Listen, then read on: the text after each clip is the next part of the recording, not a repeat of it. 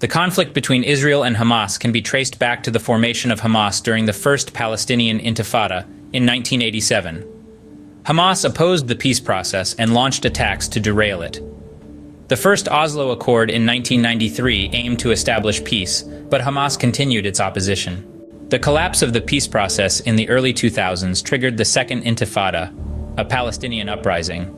This was incited by protests over a visit by Israeli opposition leader Ariel Sharon to a holy site in Jerusalem. Hamas intensified their efforts during this time, carrying out suicide bombings in Israel. In 2005, Israel withdrew its forces from Gaza, leaving it under Palestinian Authority control. However, peace was short-lived as Hamas won a majority in the Palestinian legislative elections in 2006, igniting tensions with Israel. Hamas seized control of Gaza in 2007 after a brief civil war. The conflict escalated in 2012 when Israel assassinated Hamas's military chief, sparking a week of conflict. 2 years later, the kidnapping and killing of 3 Israeli teenagers by Hamas ignited a 7-week war. In 2018, protests erupted at Gaza's border with Israel, leading to clashes and casualties.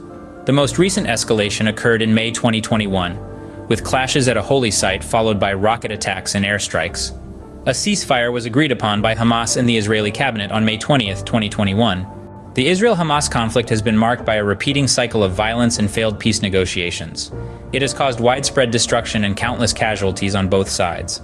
The conflict is a complex and deeply rooted issue, posing significant challenges to peace and stability in the region.